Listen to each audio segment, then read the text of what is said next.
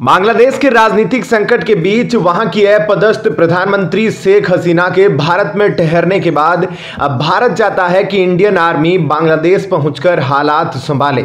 इसके लिए भारत ने सेना प्रमुख जनरल वकर उज जमान के नेतृत्व में बांग्लादेश के सैन्य नेतृत्व से संपर्क किया है। कहा है कि हिंसक प्रदर्शनों अस्थिरता से जूझ रहे देश में शांति कानून व्यवस्था कायम करना वक्त की जरूरत है और इसे जल्द से जल्द कर देना चाहिए। लेकिन इसी बीच कांग्रेस पार्टी ने जो किया उससे देश हैरान है। एक प्रदर्शन के दौरान कांग्रेस के वरिष्ठ नेता और पूर्व मंत्री सज्जन वर्मा ने कहा कि पिछले 2 दिनों से जो घटनाक्रम बांग्लादेश में चल रहा है वह गलत नीतियों की वजह से जनता प्रधानमंत्री के घर में घुस गई। याद रखना, नरेंद्र मोदी, एक दिन जो जनता आज सड़क पर हिलोरे ले रही है वह गलत नीतियों के कारण तुम्हारे प्रधानमंत्री निवास में घुसकर कब्जा कर लेगी। उन्होंने कहा यही स्थिति रही तो अगला नंबर भारत का है।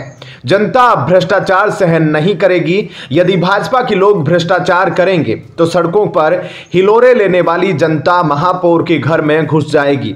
जंगी प्रदर्शन के दौरान सभा के बाद ज्ञापन देने संभाग आयुक्त कार्यालय की ओर से बढ़ रहे कांग्रेसियों को पुलिस ने निगम मुख्यालय पर ही वाटर कैनन से पानी की बौछार कर रोक दिया। इस दौरान कांग्रेस नेताओं पर हल्का बल प्रयोग भी हुआ। वहीं बांग्लादेश हिंसा को लेकर दिल्ली में सर्वदलीय बैठक हुई। इस बैठक में विदेश मंत्री एस जयशंकर ने विपक्षी दलों को स्थिति के बारे में ब्रीफ किया है। उन्होंने कहा है कि वे बांग्लादेशी सेना के संपर्क में हैं। वहीं लोकसभा में प्रतिपक्ष के नेता राहुल गांधी ने बाहरी ताकत की बात उठाई। दरअसल बांग्लादेश में आरक्षण को लेकर हुई हिंसा में 300 से अधिक लोगों की मौत हो गई। उपद्रवियों ने जमकर उत्पात मचाया। हिंसा इतनी बढ़ गई कि शेख हसीना को प्रधानमंत्री पद से इस्तीफा देने के बाद देश छोड़कर भागना पड़ गया। सूत्रों से मिली जानकारी के मुताबिक सर्वदलीय बैठक में किसी भी नेता ने शेख हसीना के यहां आने और रहने पर सवाल खड़ा नहीं किया। सरकार ने कहा कि शेख हसीना जिस हालत से गुजरी है और अभी जिस मनोस्थिति में है उसको देखते हुए सरकार उनको समय और स्पेस देना चाहती है ताकि वो तय कर सके कि आगे क्या करेगी। हालांकि बैठक में यह जरूर पूछा गया है कि भारत के छात्रों का क्या होगा। हिंदुओं पर हमलों को लेकर भी सवाल पूछा गया, जिस पर सरकार ने कहा कि हम लगे हुए हैं और मामले को